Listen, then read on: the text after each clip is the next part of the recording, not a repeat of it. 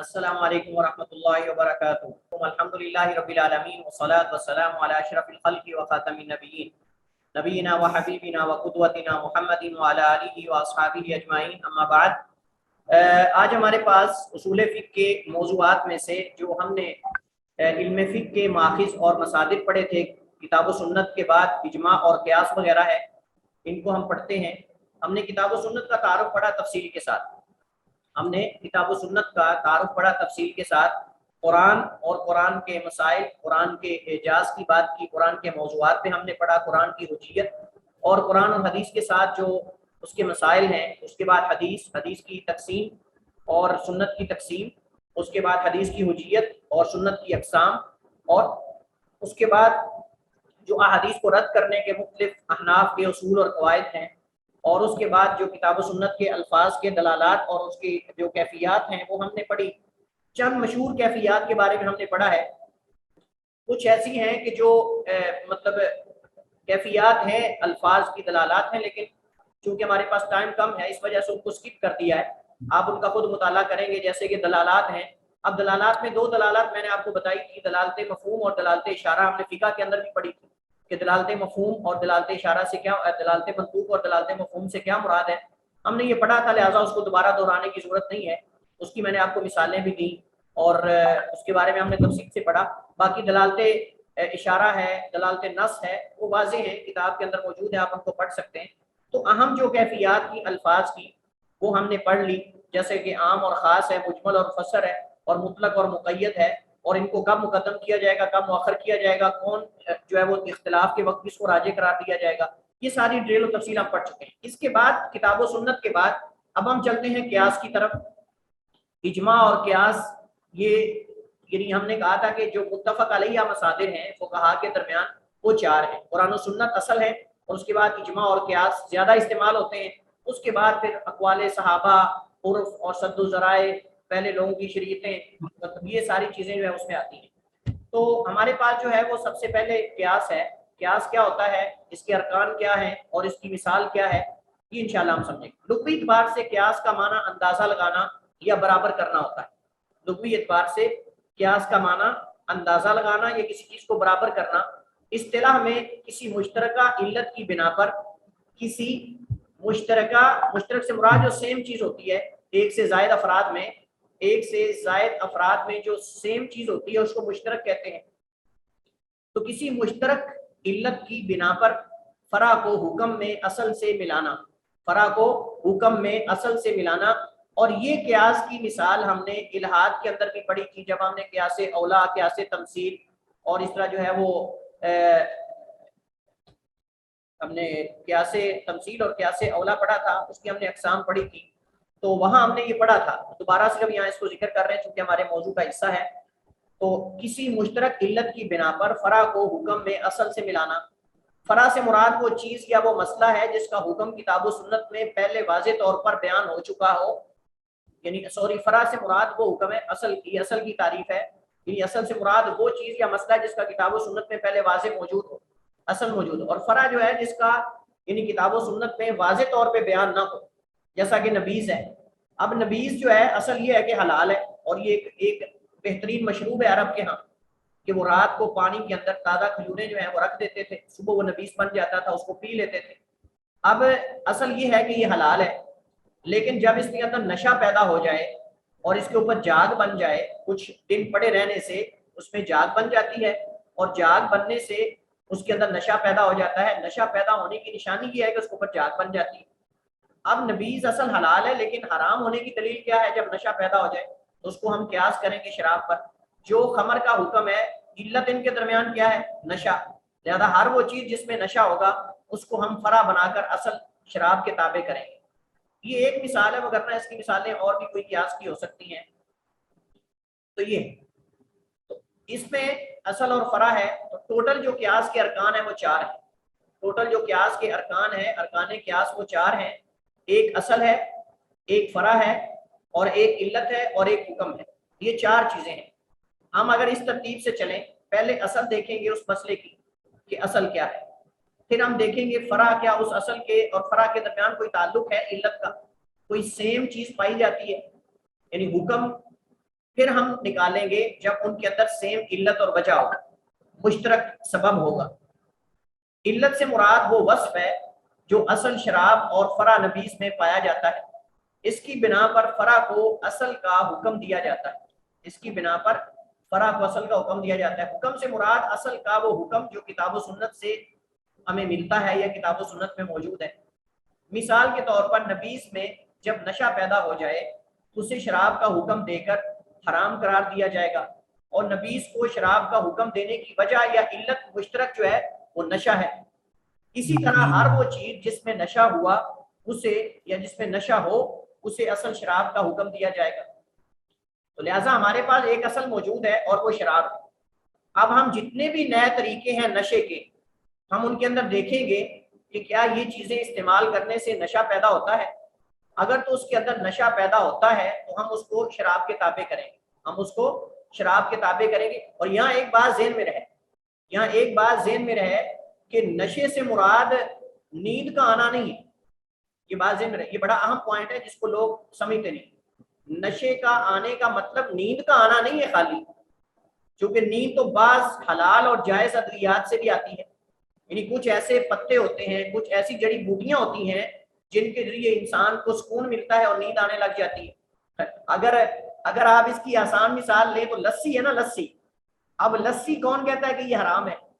لسی دودھ سے نکلتی ہے، دہی سے بنتی ہے، اب لسی پینے سے بندہ فوراً نیند میں چلا جاتا ہے۔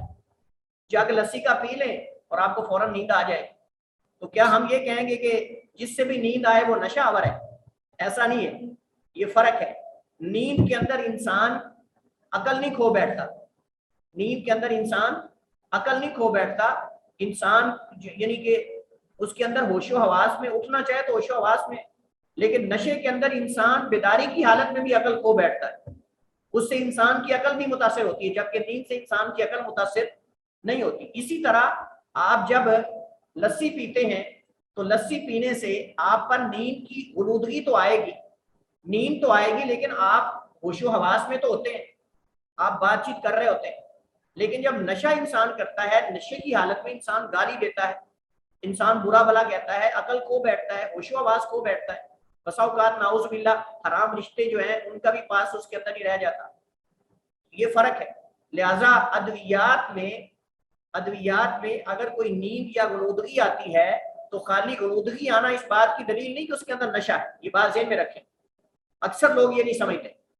نیند آنا یہ علامت نہیں نشے کی، یہ علامت نہیں ہے، بلکہ اس کے اندر نشہ اور چیز ہے، نیند اور چیز ہے۔ خالی غنودگی آ جانا، قدیم زمانے کے اندر بھی بہت ساری ادویات ایسی ہوتی تھی کہ جن سے جو ہے وہ جسم کو سلا دیا جاتا تھا۔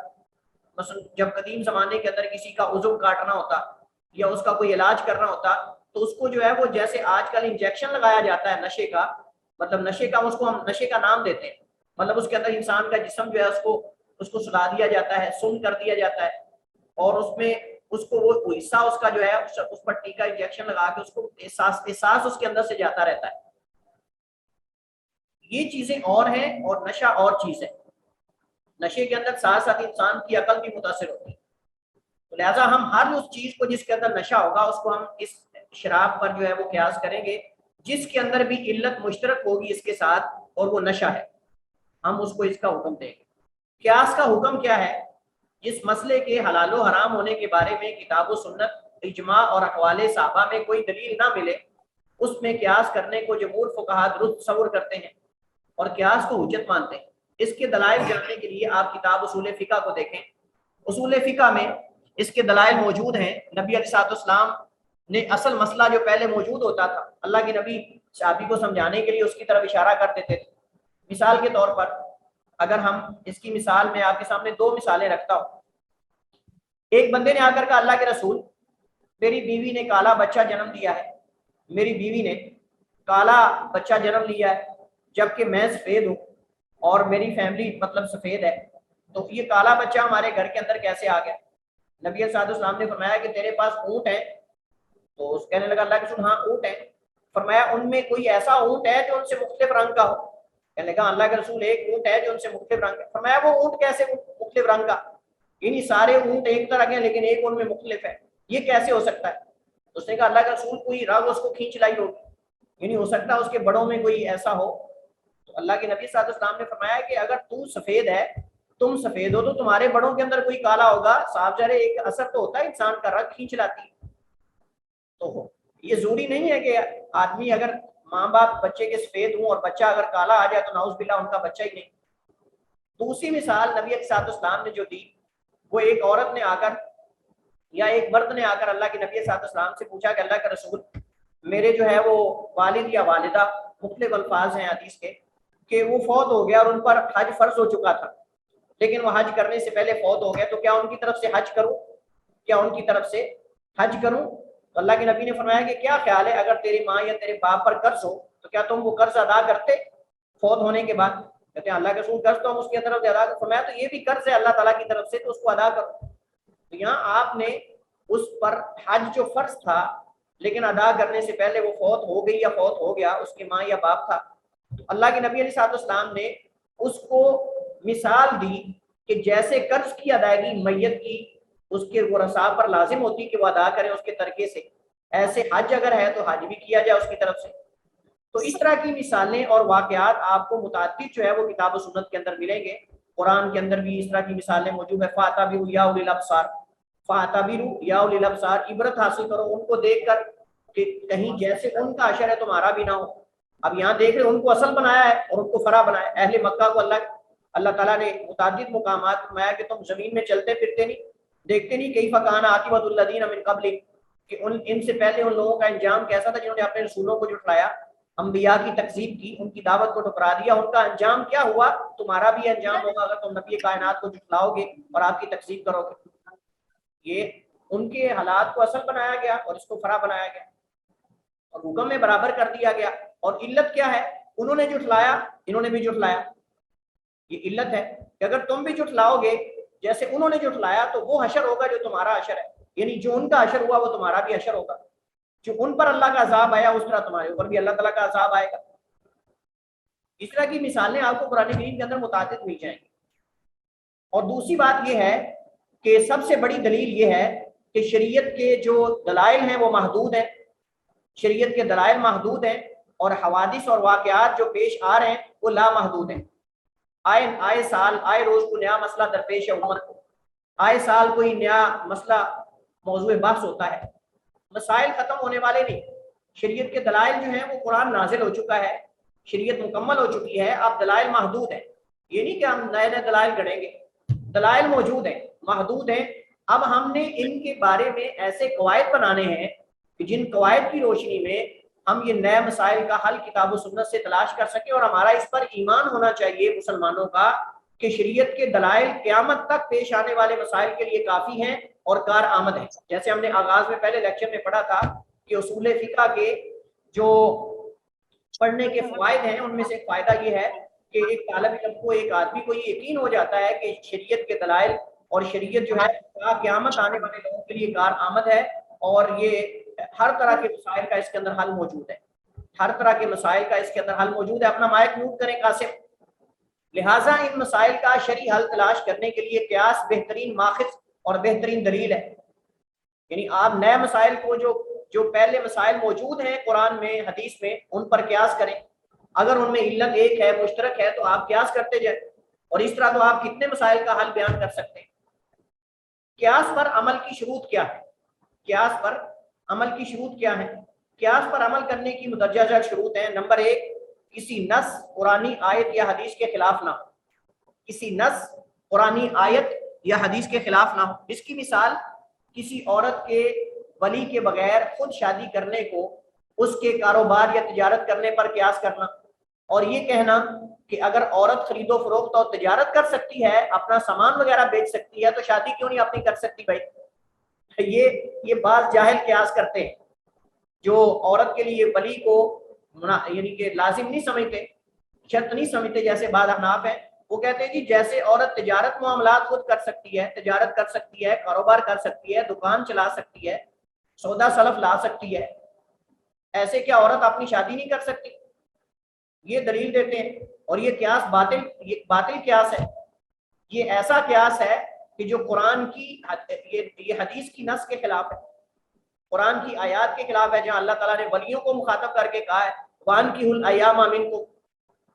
الْأَيَامَ مِنكُمْ، جو تم میں سے غیر شادی شدہ ہے ان کا نکاح کر دو. یا اللہ نے ولیوں کو مخاطب کر کے کہا ہے. نبی صلی اللہ علیہ وسلم نے فرمایا لا نکاح الا بولی. اب یہ نص آ چکی ہے لہذا نص کے مقابلے میں قیاس جائز نہیں. بات سمجھ گئے آپ؟ یہ بڑا اہم پوائنٹ ہے کہ آپ یہ سمجھیں کہ قیاس نص کے خلاف بھی جائز ہے. جب نص موجود ہو تو آپ قیاس کر کے اس نص کو باطل کر دیں، ایسا نہیں ہوگا. یہاں نص موجود ہے جبکہ آپ کے قیاس کرنے میں کوئی دلیل ہی نہیں. آپ کہہ رہے ہیں جی عورت جیسے تجارت کر سکتی ہے، سودا سلب لا سکتی ہے، یا مطلب زوری کام کر سکتی ہے، ایسے نکاح بھی کر سکتی ہے، اور اس کو آپ قیاس اس پہ کریں بغیر ولی پہ کے ساتھ نکاح کرنے، ولی کے بغیر نکاح کرنے کے مسئلے، تو یہ قیاس باطل ہے کیونکہ حدیث کے خلاف. حدیث میں ہے لا نکاح الا بولی، کہ ولی کے بغیر نکاح جائز نہیں ہے، تو لہٰذا یہ صحیح. دوسری شرط یہ ہے کہ اصل جس پر فرع کو قیاس کر رہے ہیں اس کا حکم کسی شرعی دلیل سے ثابت ہو. جس کو آپ اصل بنا رہے ہیں وہ اصل کتاب و سنت سے ثابت ہونی چاہیے، اس کا حکم واضح ہو، اس کے حکم میں اختلاف نہ ہو، اس کا حکم واضح ہو، اس کی حرمت واضح ہو، اس کی حلت واضح ہو، پھر آپ اس پر قیاس کریں. مثلا ہم نے کسی نشہ آور چیز کو نبیذ پہ قیاس کرنا، کسی نشہ آور چیز کو نبیذ پر قیاس کرنا درست نہیں. کسی نشہ آور چیز کو نبیذ پر قیاس کرنا درست نہیں. کیوں درست نہیں ہے؟ کون بتائے گا آپ میں سے؟ کیونکہ نبیذ اصل نہیں ہے. نبیذ اصل نہیں ہے، اصل جو ہے وہ شراب کی حرمت ہے. احسنتی. دیکھیے نبیذ کی تو حرمت ہم قیاس کر کے ثابت کر رہے ہیں، تو نبیذ کو ہم اصل کیسے بنا سکتے ہیں؟ جو پہلے خود فرع ہے اس کو ہم اصل کیسے بنا سکتے ہیں؟ لہذا اصل اس چیز کو بنایا جائے گا جس چیز کی حرمت یا حلت یا اس کا حکم پہلے کتاب و سنت میں موجود ہو. یہ نہیں کہ ہم اس فرع کو اصل بنا دیں جس کا خود حکم موجود نہیں، ہم اس پہ قیاس کریں چونکہ جی نبیذ حرام ہے لہذا ہر چیز جس کے اندر نشہ ہے وہ حرام ہے. نہیں، چونکہ شراب حرام ہے اور شراب کی حرمت قرآن سے اور حدیث سے ثابت ہے اور اس میں وجہ نشہ ہے لہذا ہر وہ چیز جس میں نشہ ہوگا وہ شراب کی طرح حرام ہوگی، نبیذ کی طرح نہیں. بات سمجھ گیا؟ تو یہ مطلب ہے اصل جس پر فرع کو قیاس کر رہے ہیں اس کا حکم کسی شرعی دلیل سے ثابت ہے. تو ہم کسی نشہ آور چیز کو نبیذ پر قیاس نہیں کر سکتے کیونکہ نبیذ کا حکم قیاس سے ثابت ہے نہ کہ کتاب و سنت یا اجماع سے. اصل کے حکم کی علت یعنی وجہ، حلت اور حرمت معلوم ہو. قیاس کرنے کے لیے لازم ہے کہ جس چیز کو آپ اصل بنا رہے ہیں اس کے حرام یا حلال ہونے کی وجہ معلوم ہو. حرام ہے تو کیوں، حلال ہے تو کیوں. لہذا جن چیزوں کے حلال یا حرام ہونے کی وجہ بیان نہیں کی گئی ان کو ہم اصل اور فرع نہیں، ان کو ہم اصل نہیں بنا سکتے، ان پہ قیاس کرنا درست نہیں. چونکہ ہمیں وجہ ہی پتہ نہیں، ریزن کہ یہ چیز کیوں حرام ہے، تو ہم اس پر قیاس کیسے کر سکتے ہیں؟ مثال کے طور پر یہ کہنا کہ شتر مرغ کا گوشت کھانے سے وضو ٹوٹ جاتا ہے، ذرا توجہ کے ساتھ، دلچسپ مثال ہے. یہ کہنا کہ شتر مرغ کا گوشت کھانے سے وضو ٹوٹ جاتا ہے کیونکہ اس کی شکل اونٹ سے ملتی جلتی ہے، یہ درست نہیں کیونکہ اونٹ کے گوشت سے وضو کرنے کی علت بیان نہیں کی گئی. یہ بات ذہن میں رکھیں. اونٹ کے گوشت سے وضو کرنے کا جو حکم ہے کہ جب اونٹ کا گوشت کھاؤ تو وضو کرو، نبی علیہ السلام جو ہے وہ آپ نے حکم دیا باقاعدہ، لیکن بتایا نہیں گیا کہ اونٹ کے گوشت سے وضو کرنے کی علت کیا ہے. حالانکہ اونٹ بھی حلال ہے، بکری بھی حلال ہے. اللہ کے نبی نے اونٹ کا گوشت کھا کے وضو کیا ہے لیکن بکری کا گوشت کھا کے وضو نہیں کیا. اگر تو حیوان ہونے کی علت دیکھیں کہ وہ بھی حیوان ہے تو پھر تو ہر چیز کے اندر پھر اللہ کے نبی نے بکری کے اندر بھی وضو کرنا چاہیے تھا. اس کا مطلب یہاں علت کوئی اور ہے جو ہمیں بتائی نہیں گئی، لہذا ہم اونٹ پر دیگر بڑی چیزوں کو قیاس نہیں کر سکتے. کوئی بندہ کہے کہ شتر مرغ جو ہے وہ اونٹ کی طرح ہوتا ہے. شتر مرغ جو ہے گرچہ چھوٹا ہے لیکن اونٹ کی طرح چلنے کا انداز، اس کی کیفیت، اس کا اوپر سے کوہان نکلی ہوتی ہے یا اس کا سر اوپر سے ایسے ہوتا ہے، لہذا شتر مرغ اور اس طرح کے جتنے جانور ہیں ان کا گوشت کھانے سے وضو کرنا لازم ہے چونکہ یہ اس کی طرح ہے. تو یہ صحیح نہیں ہے، چونکہ ہمیں اونٹ کے گوشت سے وضو کرنے کا کھا کر جو وضو کرنے کا حکم ہے اس کی علت بیان نہیں کی گئی کہ کیوں. یہ ایک عبادت ہے، ہمیں حکم ہے، ہم نے اس پہ عمل کرنا ہے. جیسے نماز ہے، اب نماز ہم کیوں پڑھتے ہیں بھائی؟ ہمیں اس کی علت نہیں بتائے گی، 3 رکعتیں کیوں ہیں، 4 کیوں ہیں، مغرب کی 3 کیوں ہیں، عشاء کی 4 کیوں ہیں، عشاء اور فجر اور اس میں قرات کیوں کرتے ہیں، اس میں کیوں نہیں کرتے؟ ہمیں جب علت بیان کر دی جائے تو پھر تو اصل بنا سکتے ہیں، لیکن جن کی علت واضح نہیں ان کو اصل نہیں بنا سکتے، چونکہ جب تک ریزن ہمیں معلوم نہیں ہوگی ہم دیگر چیزوں کو اس پہ قیاس کیسے کر سکیں گے۔ اور شریعت بڑی حکیم ہے، اللہ تعالیٰ بڑے حکیم ہے، اللہ تعالیٰ نے ان چیزوں کی ریزن نہیں بتائی جن کی ہمیں ضرورت، جن کی ہمیں جو ہے وہ قیاس کرنے کی، اصل بنانے کی ضرورت نہیں تھی، اور جن چیزوں کی اصل بنانے کی ضرورت تھی ان کی علت بھی بیان کر دی گئی، ان کی علت بھی بیان کر دی گئی ہے۔ لہذا جو وجہ اونٹ کے گوشت میں وضو کرنے کی ہے وہ شاید دیگر چیزوں کے اندر نہ ہو، جیسے حدیث کے اندر آتا ہے کہ اونٹ کے اندر شیطانیت ہے، حدیث کے اندر آتا ہے کہ اونٹ کے اندر شیطانیت ہے، اس وجہ سے جو ہے وہ اس کے باڑے میں نماز پڑھنے سے روکا گیا، جبکہ بکریوں کے باڑے میں نماز پڑھنے کا حکم۔ اس طرح بہت سارے احکامات ہیں جن کے اندر اونٹ چرانے والے کے اندر سختی ہوتی ہے، اونٹ چرانے والا سخت دل ہوتا ہے، سخت مزاج ہوتا ہے، جبکہ بکریاں چرانے والا نرم مزاج ہوتا ہے، اور حوصلہ اس کے اندر صبر و تحمل آتا ہے۔ اس وجہ سے نبی علیہ السلام نے اہل یمن کی تعریف کی ہے، اور انبیاء نے بکریاں چرائی ہیں، اونٹ نہیں چرائے۔ حضرت عمر بن خطاب رضی اللہ تعالی عنہ کے اندر ایک کیفیت میں سختی تھی، طبیعت میں مطلب ایک سختی تھی، اگرچہ خلافت کے بعد وہ ان کے اندر ایک اعتدال آ گیا تھا، اور حق کے اندر بہت جلدی غصہ کر جاتے تھے، حق کے مسئلے میں غیرت مند تھے دیگر صحابہ کے مقابلے میں۔ اس کی وجہ کیا تھی؟ اس کی وجہ یہ تھی کہ اونٹ چراتے رہے، اور کہتے کہ میرے والد مجھے اونٹ چرانے کے لیے جب بھیجتے تو مارا کرتے تھے مجھے۔ تو یہ چیزیں ہوتی ہیں، علت کوئی مناسب وصف ہونا چاہیے، علت یعنی تیسری شرط بلکہ چوتھی شرط، علت کوئی مناسب وصف ہونا چاہیے، یعنی اس کے پائے جانے سے شارع کا وہ مقصد پورا ہوتا جو اس نے حکم کے ذریعے چاہا ہے، اس میں کوئی مصلحت کا حصول یا کسی ضرر کا دفع مقصود ہو، جیسا کہ وارث کا اپنے موروث یعنی جس کا وارث بن رہا ہے، جس کا وارث بن رہا ہے، یا مورث آپ کہہ سکتے ہیں، اس کو ہم اس کو ختم کر دیتے ہیں، مورث یعنی جو اس کو وارث بنا رہا ہے، اس کو قتل کر دینا، اس سے وارث کو محروم کرنے اور نشہ شراب کے حرام کیے جانے کے لیے مناسب وصف ہے۔ یعنی ہمیں یہاں علت اور جو وصف ہے وہ سمجھ آ رہا ہے، اس کے اندر وجہ کیا ہے، کچھ مناسب وصف ذکر کر دیا جائے حکم کا۔ اب یہاں شراب کو حرام کیوں کیا گیا ہے؟ اس میں مصلحت ہے اور وصف اس کا واضح ہے، اور وہ نشہ ہے۔ اور اسی طرح اگر کوئی قاتل رشتہ دار کو قتل کرتا ہے تو اس کی جائیداد و پراپرٹی سے اس کو حصہ نہیں ملے گا۔ اب وجہ کیا ہے؟ اس کا قتل ہے، اب قتل کر دینا واضح وصف ہے، لیکن کسی رنگ یا خاندان یا دیہاتی شہری ہونے کو کسی حکم کا وصف قرار دے دینا یہ صحیح نہیں ہے۔ یعنی یہ وصف بن سکتا ہے قتل، اسی طرح نشہ، لیکن کسی رنگ کو خاص کر دینا کہ جس کے اندر یہ رنگ ہوگا وہ یہ کریں گے، اور جس کے اندر یہ رنگ نہیں وہ یہ خاندانوں کے ساتھ معلق کر دینا، دیہاتوں کے ساتھ شہریوں کے ساتھ حکم کو معلق کر دینا، یہ آپ دیکھیں گے اکثر شریعت کے اندر آپ کو اس طرح کی مثالیں نہیں ملیں گی۔ اب قتل ایک ایسا وصف ہے جو تمام لوگوں کے اندر پایا جا سکتا ہے، کہیں بھی کوئی قتل کر سکتا ہے۔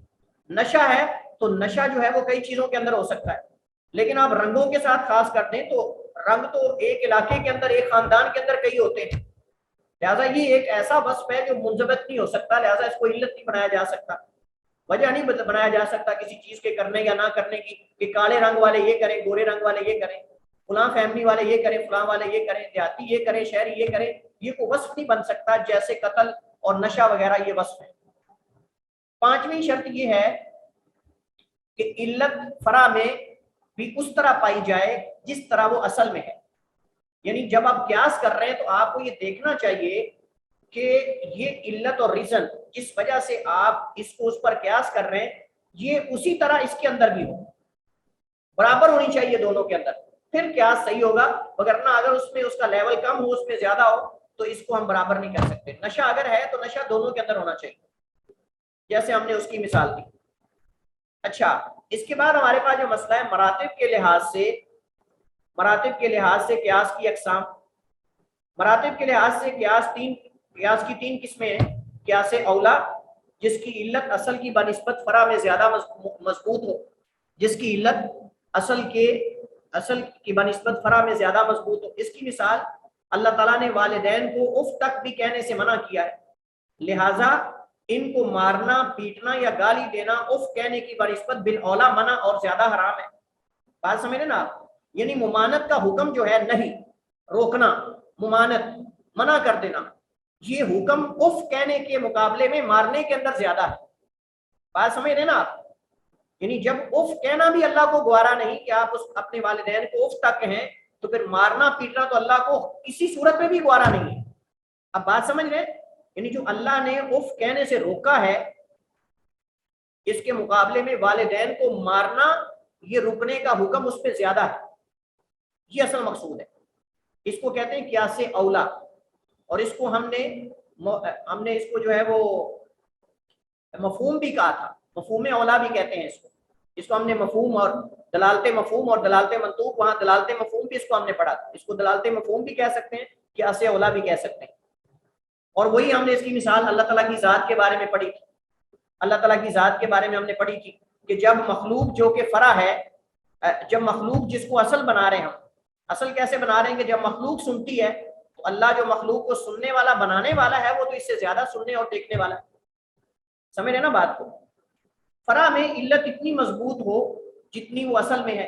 جیسے سزا دینے میں غلام کو لونڈی پر قیاس کرنا، جیسے سزا دینے میں غلام کو لونڈی پر قیاس کرنا. اب لونڈی کے بارے میں تو سزا موجود ہے لیکن غلام کے بارے میں نہیں، لہذا ہم اس کو جو ہے وہ دونوں کو برابر کریں گے. جو لونڈی کی سزا شریعت میں بیان ہوئی ہے حدیث کے اندر، ہم اس کو قیاس کرتے ہوئے غلام کو بھی اتنی سزا دیں گے، کیونکہ لونڈی کا ذکر ہے لیکن غلام کا ذکر نہیں. تو ہم دونوں کو برابر کریں گے. دونوں میں علت برابر ہے، اور وہ کیا ہے؟ وہ غلامی ہے. جب دونوں میں غلامی ہے، وہ غلام ہو یا لونڈی ہو، مرد ہو یا عورت ہو، حکم دونوں میں علت برابر پائی جا رہی. نمبر 3، فرع میں علت اتنی زیادہ مضبوط نہ ہو. فرع میں علت اتنی زیادہ مضبوط نہ ہو جتنی وہ اصل میں ہے، جتنی وہ اصل میں ہے اتنی زیادہ فرع میں مضبوط نہ ہو، اتنی زیادہ فرع میں وہ مضبوط نہ ہو جتنی وہ اصل میں ہے. جیسے کسی پینے کی چیز میں نشہ اس قدر نہ ہو جتنا وہ شراب میں ہوتا ہے، جتنا وہ شراب میں ہوتا ہے اتنا، لیکن ہو اصل موجود ہو لیکن اس بقدر نہ ہو. یہ بھی ایک صورت ہے. اس کے بعد ہمارے پاس جو ہے وہ اجتہاد کا مسئلہ ہے، اجتہاد کی تعریف اور اس کے علاوہ دیگر مسائل ہیں. تو ہم اس کو جلدی سے پڑھ لیتے ہیں. نماز کے بعد انشاءاللہ تدریس کروائیں گے. جو لوگ تدریس کروانا چاہتے ہیں وہ نماز کے بعد انشاءاللہ تدریس کروائیں گے. جی، تو اجتہاد کی تعریف ہم پڑھتے ہیں. لغوی اعتبار سے اجتہاد کسی مشکل کام کے حصول کے لیے جدوجہد کرنا، کسی مشکل کام کے حصول کے لیے جدوجہد کرنا، یہ اجتہاد کہلاتا ہے. اصطلاح میں جب لفظ یہ استعمال ہوتا ہے تو مجتہد کا کسی مسئلے کا شرعی حل تلاش کرنے کے لیے جدوجہد کرنا، اس کو جو ہے وہ اجتہاد کہتے ہیں. مجتہد کی شروط کیا ہے؟ کس بندے کو ہم کہیں گے کہ مجتہد ہے؟ مجتہد اس کی شروط میں سے یہ ہے کہ اس کی نیت اور عقیدہ صحیح ہو، اللہ اس کے رسول کے علاوہ کسی فرقے اور کسی گروہ میں تعصب میں مبتلا نہ ہو. اگر ایک انسان جو ہے وہ کسی گروہ اور کسی فرقے کے تعصب میں مبتلا متعصب آدمی ہے تو اس کو مجتہد نہیں کہیں گے. وہ چاہے جتنا مرضی اجتہاد کرتا رہے، وہ اپنے مذہب کو اپنے ہی مذہب کی تائید کرے گا، اپنے ہی مسلک کی تائید کرے گا، وہ نیوٹرل ہو کر بات نہیں کرے گا. شرعی دلائل اگر زبانی یاد نہیں تو کم از کم ان کا استحضار ہونا ضروری ہے. ہم یہ نہیں کہتے کہ اس کو کتاب و سنت میں سارے دلائل یاد ہو، لیکن ان کو استحضار ہونا چاہیے کہ جب اس کو ضرورت ہو اس وقت وہ اس کو یعنی نص کو پیش کر سکے، اس کا مفہوم یا ترجمہ کم از کم پیش کر سکے یا حوالہ پیش کر سکے. حدیث کی صحت و ضعف کی معرفت رکھتا ہو. جس بندے کو حدیث کے صحیح اور ضعیف ہونے کی خبرت نہیں ہے وہ مجتہد نہیں بن سکتا. یہ بات ذہن میں رکھیں. لہٰذا ایک بندہ دعویٰ کرتا ہے کہ میں مجتہد ہوں، اس کو حدیث کے صحیح اور ضعیف ہونے کا پتہ ہی نہیں یا وہ معلوم نہیں کر سکتا، اس کو طریقہ نہیں آتا، تو یہ مجتہد نہیں ہوگا. وہ ضعیف حدیثوں سے لوگوں کو مسئلے گڑ کے بیان کرتا رہے گا، ضعیف حدیثوں سے استدلال کرتا رہے گا. ناسخ منسوخ اور اجماعات سے واقف ہو، اس کو ناسخ منسوخ کا پتہ ہو، ناسخ کیا ہوتا ہے منسوخ کیا ہوتا ہے، اجماعات سے واقفیت ہو، عربی زبان پہ مکمل عبور ہو. جس شخص کو عربی زبان نہیں آتی وہ مجتہد کہلانے کا حقدار نہیں. جس کو ایک عربی عبارت کا ترجمہ ہی نہیں آتا، عربی جملہ بولنا نہیں آتا، وہ بندہ مجتہد کیسے ہو سکتا ہے؟ اصول فقہ، یہ جو آج فیس بک کی مفتی بن کے بیٹھے ہوئے ہیں، فیس بک کی مجتہدین فتوے دے رہے ہیں فیس بک پہ، سوشل میڈیا پہ، ان میں دیکھ لیں بہت سارے ایسے جن کو عربی کا جملہ ہی بولنا نہیں آتا، عربی عبارت نہیں پڑھنی آتی، وہ مجتہد بن کے بیٹھے ہیں، مفتی حضرت اللہ مفتی فلان فلان صاحب دامت برکاتہم العالی، اصول فقہ اور الفاظ کی دلالات سے مکمل آگاہی۔ یہ جو ہم نے دلالات پڑھی ہیں، مطلق کیا ہوتا ہے، مقید کیا ہوتا ہے، عام کیا ہوتا ہے، خاص کیا ہوتا ہے، مجمل کیا ہوتا ہے، فصل کیا ہوتا ہے، یہ ساری چیزیں جو ہے وہ دلالات اور ان چیزوں سے واقف ہونا چاہیے، دلالات اور ان چیزوں سے واقف ہونا چاہیے۔ جن مسائل میں اجتہاد ممکن ہے، شریعت کے مقاصد اور احکام اور علتوں اور حکمتوں سے واقف ہونا چاہیے۔ جن مسائل میں اجتہاد ممکن ہے، جن مسائل میں اجتہاد ممکن ہے وہ کون کون سے ہیں؟ یہ تیسرا مسئلہ ہے۔ جس کسی نص کی دلالت ظنی ہو، اس میں کوئی ایک معنی متعین نہ ہو، تو اس معنی کو متعین کرنے اور اس معنی کو دوسرے پر ترجیح دینے کے لیے اجتہاد ہوتا ہے۔ اب نماز فرض ہے کہ نہیں، اس میں اجتہاد نہیں چلے گا۔ نماز فرض ہے، واضح ہے، قرآن نے حدیث نے بیان کر دیا نماز فرض ہے، روزہ حج زکوٰۃ فرض ہے۔ اب اس میں اجتہاد تو نہیں چلے گا کہ اس میں اجتہاد کرنے لگ جائیں، یا مسئلہ واضح حدیث کے اندر موجود ہے، اس میں اجتہاد کی کیا ضرورت ہے؟ ہاں البتہ جہاں دونوں طرف دلائل ہوں اور معنی متعین نہ ہو وہاں ہوتا ہے۔ اس طرح ان مسائل میں بھی اجتہاد ہوتا ہے جن کے حکم کے بارے میں شارع کی طرف سے کوئی واضح نص یا دلیل نہ ہو، جیسے قیاس وغیرہ ہے۔ کیا اجتہاد کا دروازہ بند ہو چکا ہے؟ مقلدین یہ دعویٰ کرتے ہیں کہ اجتہاد کا دروازہ بند ہو چکا ہے، لہذا امام کی تقلید واجب ہے، لیکن صحیح بات یہ ہے کہ اجتہاد کا دروازہ تا قیامت جو ہے وہ کھلا ہوا۔ فاسألوا اہل الذکر ان کنتم لا تعلمون، فاسألوا اہل الذکر ان کنتم لا تعلمون۔ اور اسی طرح اللہ تعالیٰ نے متعدد مقامات پہ علم کی فضیلت بیان کی۔ نبی صلی اللہ علیہ وسلم نے فرمایا من یرید اللہ بہ خیرا یفقہہ فی الدین، اللہ تعالیٰ جس کو دین کی، جس کے ساتھ خیر کا ارادہ کرتا ہے، دین کی سمجھ بوجھ عطا فرما دیتا ہے۔ اور دوسری بات یہ ہے کہ جب شریعت کے مسائل دلائل محدود ہیں اور واقعات جو ہیں حوادث نئے نئے پیش آ رہے ہیں، تو وہ تقلید کیسے چلے گی؟ نئے مسائل کے اندر اجتہاد تو کرنا پڑے گا، لہٰذا اجتہاد کا دروازہ بند کہنے والے عملی طور پہ اس کو ثابت نہیں کر سکتے، تو اجتہاد کر بھی لیتے ہیں جب ضرورت ہوتی ہے، جب بات آتی ہے تو کیا تقلید بھی کرتے ہیں۔ جب حوادث واقعات اور مسائل ختم ہونے والے نہیں تو اجتہاد کا دروازہ بھی تا قیامت بند نہیں ہو سکتا۔ اگر اجتہاد کا دروازہ بند ہونا ہوتا تو نبی علیہ السلام یا صحابہ کرام دونوں اجمعین کے زمانے کے بعد ہوتا، لیکن ائمہ کے بعد کیوں ہو رہا ہے بھائی؟ یعنی اجتہاد کا دروازہ اگر واقعی بند ہونا تھا تو پھر ائمہ اربعہ سے کیوں ختم ہونا تھا؟ ائمہ اربعہ سے پہلے بند ہو جاتا، صحابہ کرام تک محدود ہوتا، اس کے بعد بند ہو جاتا۔ یعنی کیا امام مالک، امام شافعی، امام احمد اور امام ابو حنیفہ تک ہی بند ہونا تھا؟